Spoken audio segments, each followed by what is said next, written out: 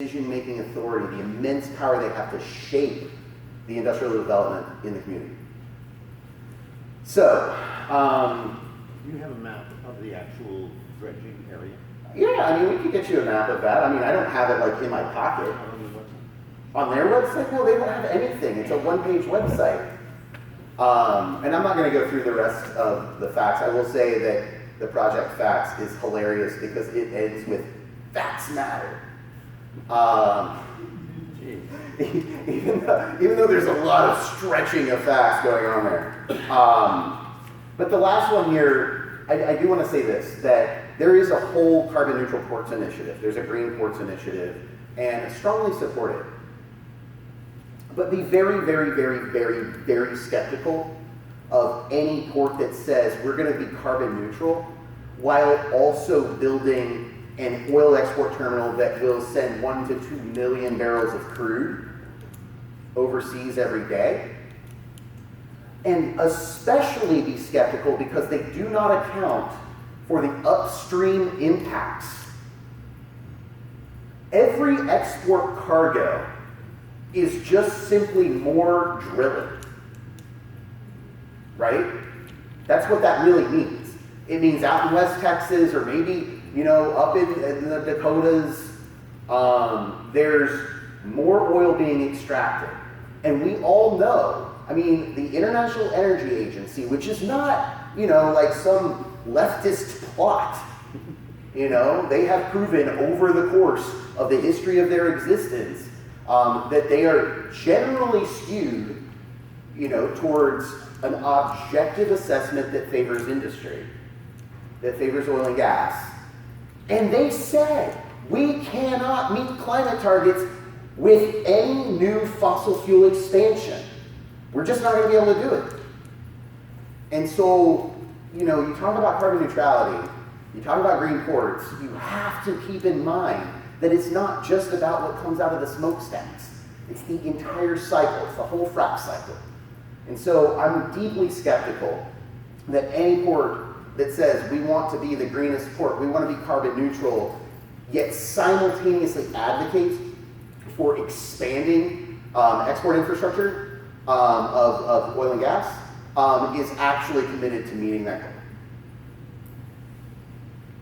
So I'm going to stop there. I'm going to ask everyone, please, if this is something that is interesting, that you care about, grab your phone, go to SaveMatagordabay.com, and just sign up. Very good. And also you get to see cute sea turtles. So that's a bonus. All right, I'm done. All right, thank you. Yeah, we have a question here. Yes, yes. What can you tell us about what's going on in our neighbors in Victoria with that new refinery? The brand new one? I can't do it. The thing that I forgot, and Diane would be really mad at me if I forgot to mention this, is that I said this company is shady, right?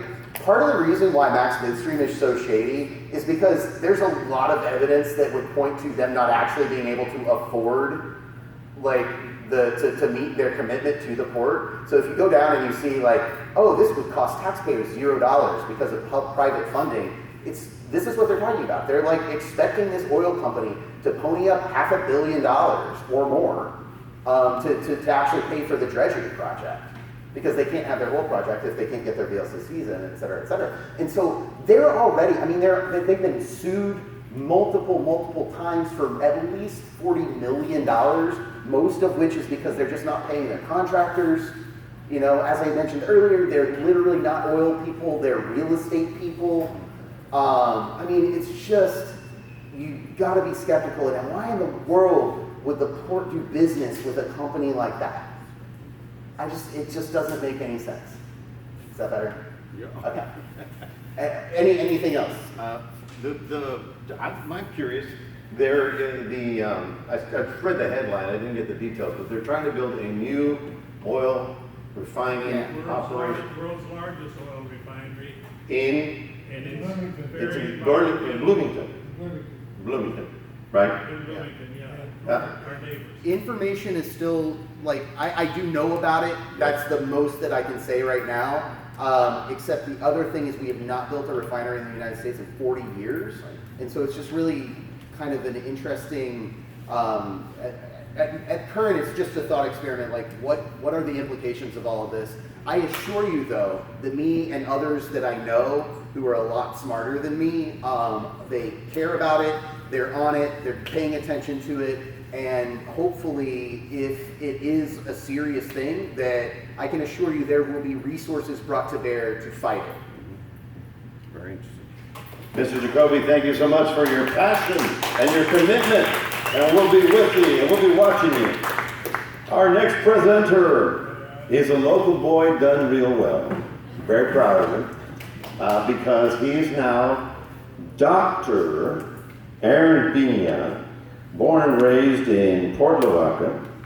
His PhD was in ecology at Colorado State University. He's currently the Deputy Program Scientist at NASA headquarters in the Earth Science Division, and he loves hurricanes. His hurricanes research has been published, I'm not sure where, but he will tell you all about it, and he has extensive knowledge and research over what's going on. And the Earth Science Division, I'm a big fan of all of the NASA boys, because over the years we've shared so much of their data and information. Ladies and gentlemen, your local product here, Dr. Pina. Thank you. So yeah, I'm actually, this is a nice segue, thinking about going from this previous speaker so Calhoun County, actually Indianola, was the largest port in Texas in the late 1800s. And so there was a hurricane in 1875, and that came in and kind of shook the area. There were a lot of folks who had left Indianola, went out to Victoria. 11 years later, in 1886, another hurricane came in, and that's what obliterated the area. After that point, the next largest port ended up being in Galveston. And then there was the Galveston hurricane of 1900, where there are still thousands of people who are missing from that hurricane. And after Galveston, it went to Houston, which is still over a century, has been the largest port in Texas. So what I'm going to talk to you about today is not just hurricanes. I'm going to talk a lot about environmental science. I don't have my phone, but I know everybody probably knows what a cell phone looks like. Yes. In 1916, there was another hurricane in Aransas Pass that made the Port of Corpus Christi what it is today. That's right. Oh. Should have been in Aransas Pass, but the hurricane put them inland. Yep. So there's all the hurricanes, have kind of shaped the Texas coast.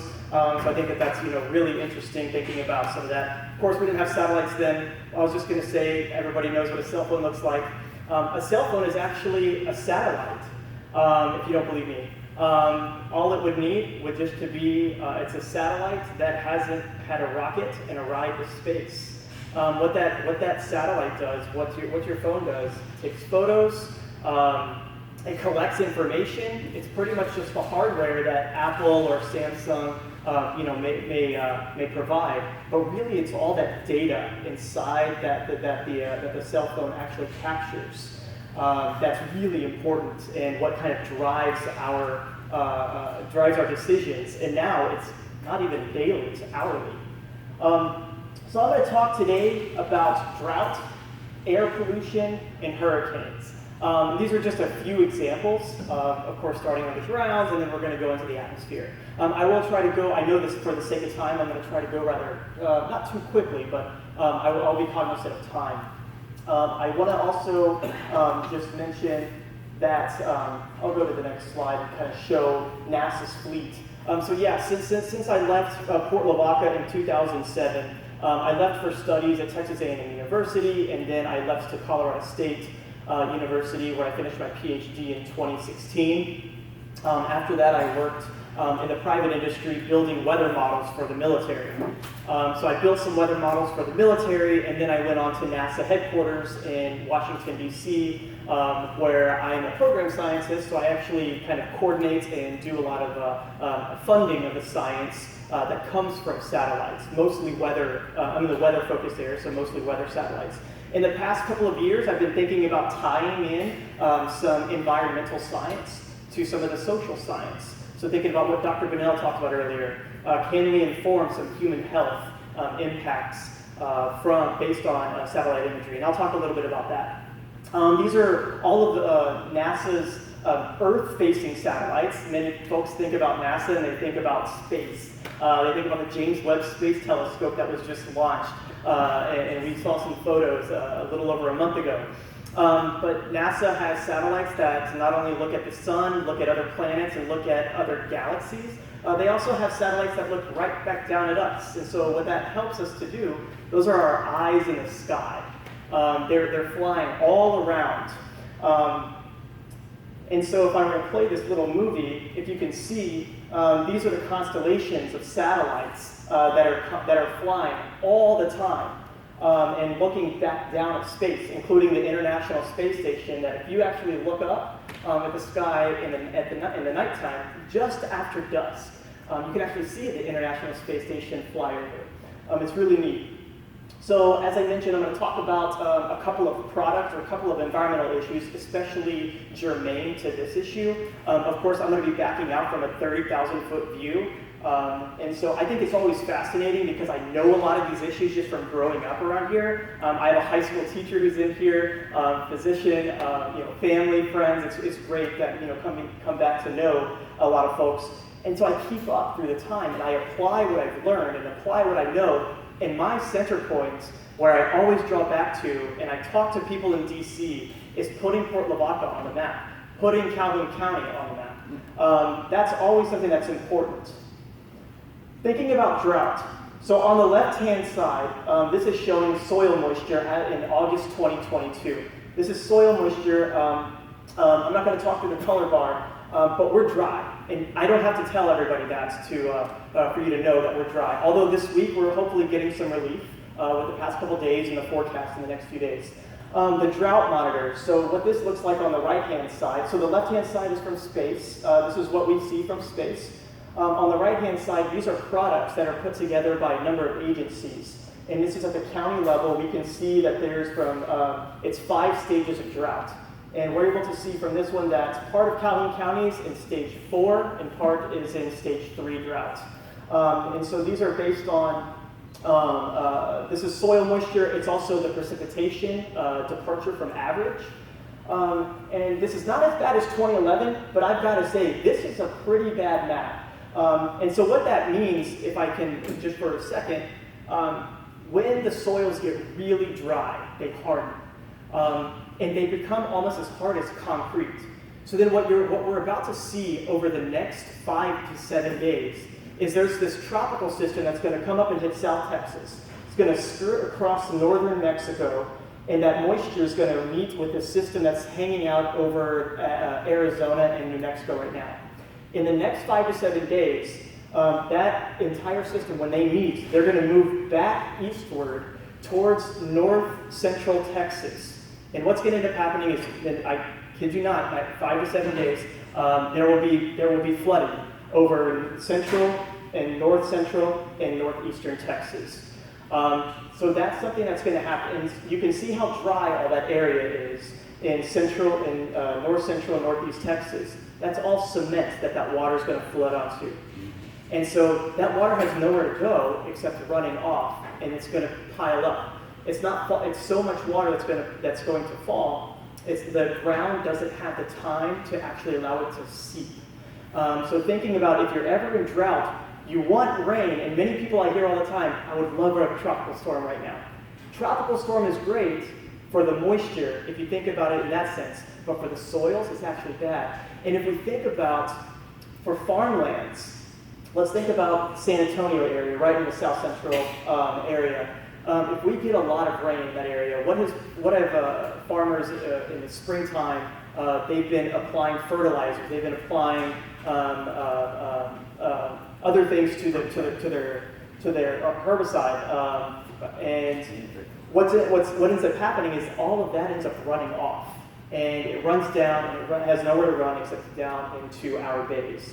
So thinking about runoff, that's another area, thinking about drought and those impacts. I'm just looking at a normal year, or it's about normal in 2016 to 2018, just to kind of show, because these are just the soil moisture for looking at space, from space. And just to pull back the 2022, just so we can see some comparisons, 2018 was a dry year, and around this area as well. So soil moisture, thinking about soil moisture to crop yields. If we think about, I just pulled out a statistic, corn for grain. I could have pulled out any others. But in 2016, we yielded, this was a Texas total, actually. It was about, I think that was in Calhoun County, 127 units per acre in Calhoun County. And the production value ended up being 1.2 billion. We can see that there was a loss in 2018, 2 years later, in that drier area. 2022, what's going to happen? We can use satellite data. If we know 2016 was a rather normal to wet year, we know the crop yield and the production value. We think about that. We apply that to 2018 was a dry year. It was a lower yield, lower production value. What ends up happening to 2022? Can we start making forecasts and start preparing? And so these are some things that we start looking forward to, and we're able to use satellite data to look forward and make forecasts for things beyond just the environment, but also things that, I think somebody earlier said that economics really matter. And so I would also say that human health also matters. I'm going to go to pollution now. This is an event that happened back in May. So I'm going to talk about long-range pollution, and then there are local source pollution. So long-range pollution, one of the things in May 15th, we can see a big plume. This is aerosol index coming from the Chihuahuan Desert in northern Mexico. And so what happens is you get these large wind events off the eastern Pacific Ocean. And so what that does is it lofts a huge plume of desert dust. And that's, it spans the range where, it can be impactful to our nasal issues and then also respiratory. And of course, Dr. Bunnell would be able to know a lot more, or would be able to talk to you about that a lot better than I can. Going a day later, in May 16th, what you can see straight over our area in Calhoun County, we had some really high dust concentrations associated with that dust outbreak. Many of you are probably very familiar with the Saharan dust that comes over. That's long-range transport coming over from Africa. These are some natural sources. They also they deposit iron. They're very iron-rich, and especially Saharan dust. So those can have some ecosystem impacts. Local sources. Dr. Bunnell earlier talked about NOx, nitrogen oxides. He talked about SOx, which are sulfur oxides. He talked about volatile organic compounds. He talked about ozone, and he talked about particulate matter. I'm just showing, it's a little hard to see, but this is Matagorda Bay here. Here's the outline of Matagorda Bay. I just chose sulfur dioxide. This was just 3 or 4 days ago, I believe, from one of our satellite data. These dots, I overlaid what's called wildfire. These dots are for the location of Formosa.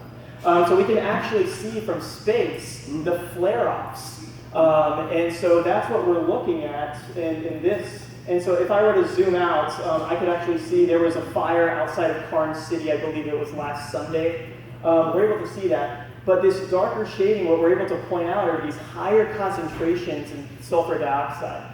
As Dr. Bunnell talked about earlier, nitrogen oxides, sulfur oxides, SOx and NOx, those are really important for the formation of particulate matter, which is really harmful, and especially in high concentrations. We're able to monitor and think about the exposure. We're able to see this from space. This is, as I mentioned, so the other thing is, I know ozone has been talked about, and I do want to make sure that it is clear, this is a great forum for this. Ozone in the upper atmosphere is healthy. We want ozone. So if you go back to thinking about the 80s and 90s, there was an ozone hole in the stratosphere. That's the upper atmosphere. That's good. That protects us from harmful UV rays. We want that. Tropospheric, so the lowest level of atmosphere where we live, that ozone is actually bad for our health. And so something like SOx, so sulfur dioxide, and nitrous oxides, nitrous oxide is a precursor to ozone. And so if we think about climate change in a warmer climate, and we think about what's going to, where our kids, actually it's now, but also our kids and our grandkids, these are some things to really worry about. And so I just kind of want to stop 3 times and emphasize what Dr. Bunnell talked about earlier, but we are able to see this. Taking that a step further, so looking at not only satellite data, but also taking socioeconomic data. This is a project that I've been working on in NASA for the past couple of years, and I was able to shake $8 million away to manage projects at looking at the marriage of satellite and socioeconomic data. So if we think about, so this is a map of New York City, and I'm sorry that this is way far away. This is an example I was able to find. But what is possible is we have exposure to nitrogen dioxide. I just was talking about the NOx. We see NOx coming straight from a lot of the plants around this area. It also comes from tailpipes. So it's combustion of fossil fuels is where NOx comes from. And we take census data, median household income. Oftentimes what you can do is you can overlay the nitrogen dioxide and some of the particulate matter and some of these other pollutants. You can overlay that directly with household income. And in the US, household income is also tied to race and ethnicity. What we're able to see is they map directly some of the poorest and also people of color are those who are in higher risk areas for pollution exposure. So then we start getting from this exposure to vulnerability. Vulnerability, that takes into socioeconomic factors. So I'm going to stop there with the air pollution, and I'm now going to go to hurricanes. Anybody know what that hurricane is? Claudette. I heard Claudette, Miss Claude.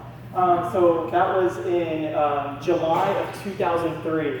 That was the first hurricane I wasn't scared of. I think I was a little older. I got into meteorology because I was fearful of Hurricane Brett making landfall in 1999. So, Hurricane Harvey, looking at it from space, we see Hurricane Harvey. This is when Hurricane Harvey hit the first time, and oftentimes many people remember Port Lavaca area, this entire rock port to this area was really forgotten about after the second landfall, whenever things went up to Houston. Although, of course, Houston, being a very large city and the catastrophic rainfall, an unprecedented rainfall that happened, was really awful. And I do have to say that the current congressman now voted against the disaster relief for Hurricane Harvey in 2019. And that has always, as a resident of Texas, that's never sat well with me. What we're seeing here, oftentimes when we see when radar go out around the world, or actually around the U.S., because not all countries around the world have radars, we're able to see rainfall estimations from satellites. And this is actually a program that I run at NASA that I work with. And so being able to these were the rainfall totals, and we were able to see, unfortunately, the really large rainfall events. So I want to close, and I want to start with a warmer climate. We are in a warmer climate. Does anybody know what climate stripes are? Is anybody familiar with these? Okay, so climate stripes, and actually people wear these at geoscience conferences, and we wear these on our badges now, and it comes from where we come from. So Calhoun County, Texas. In 1895, you can see blue, and so we take the average from 1900 to 2000, 1901 to 2000. That's a 100-year average. And we take that average temperature, and then we go back and we compare that temperature all the way back to 1895, and we can see that if it's blue, it's colder than that 100-year average, and if it's red, it's warmer than that 100-year average.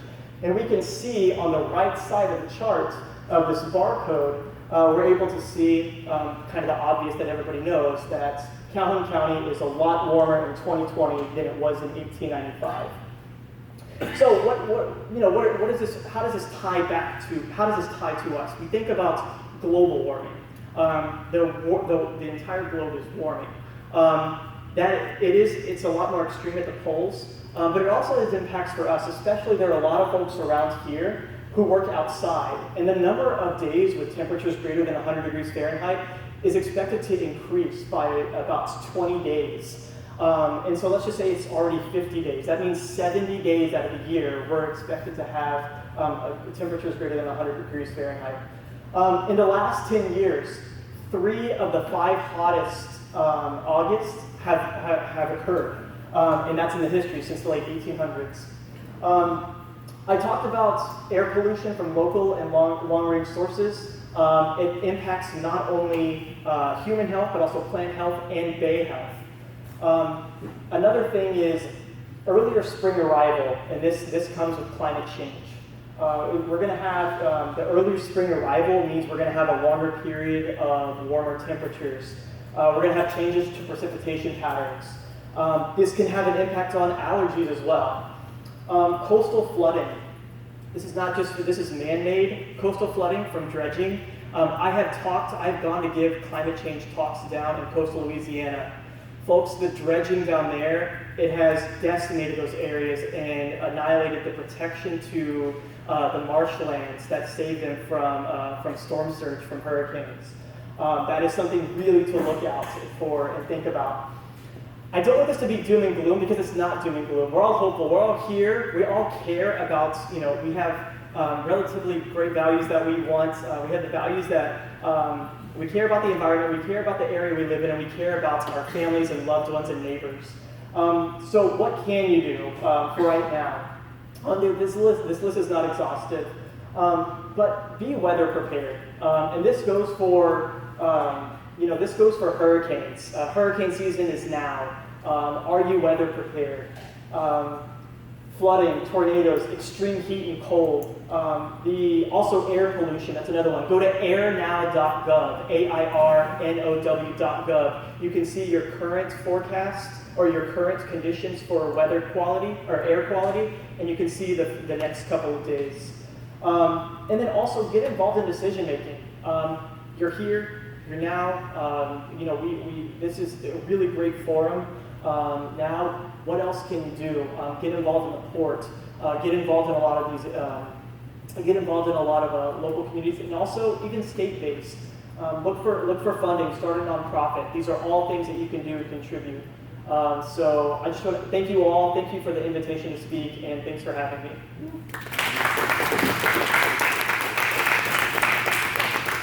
And we have a question for Aaron. And remember, folks, he got out of high school in 2007.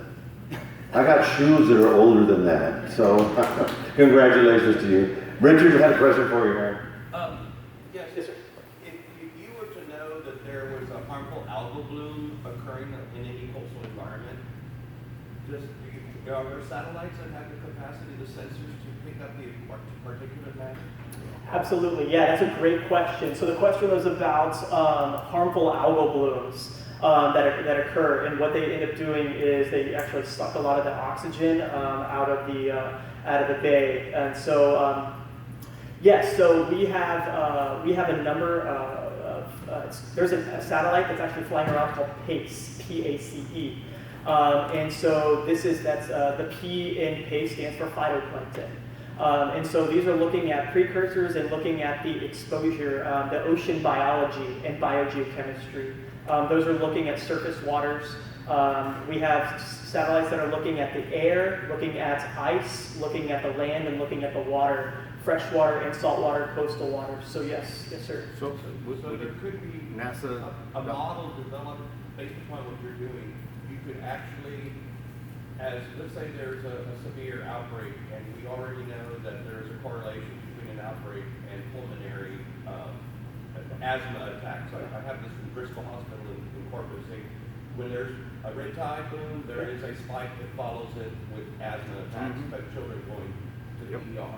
Yeah, that's you could probably even trace it back earlier in my PhD was actually developing an early warning system for ecosystem for transport and dispersion of pollutants.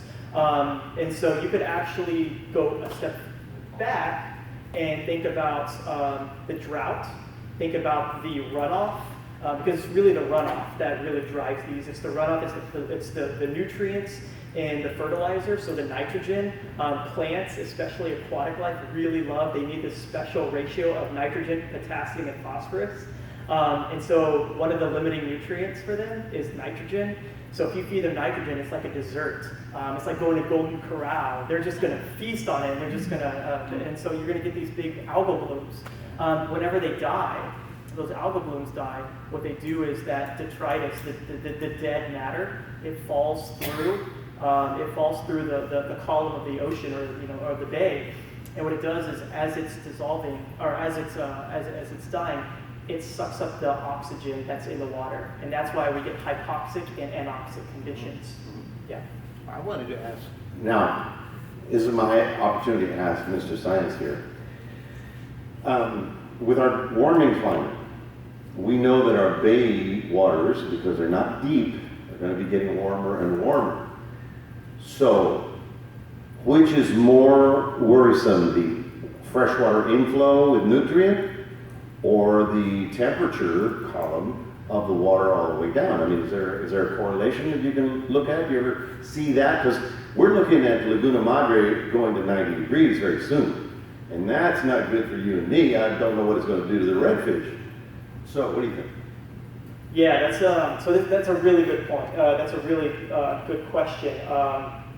It's a both and, because there's also, as we pump more fossil fuels into the air, the Earth acts as a system. So at the poles, at the North Pole and the South Pole, cold water really likes to dissolve a lot of the carbon dioxide. So what we're actually seeing is not just warming, which is the problem. We're not just seeing the runoff. We're also seeing an acidification of our ocean waters. And that's what actually worries me a lot more, is the biodiversity of the sea life, because we don't have probes at every point like we do on land. 30% of our land on Earth, 30% of the surface of Earth is land. 70%, it's actually like 65% is water, 5% ice. So I worry not only about the temperature, which of course is conducive to flesh-eating bacteria, things like that. I worry about the runoff from fertilizer, etc. But I also worry about the acidification of the oceans. All right. Well, let me just add just a question to that. Acidification is a big picture kind of thing. Inflows, we're talking nitrogen off of ag fields. And I know I have great respect for the A&M extension program, but I think they need to do more education to our farmers and our ranchers, understanding that if there's no buffer for that to be caught around their property, it goes into the lake stream.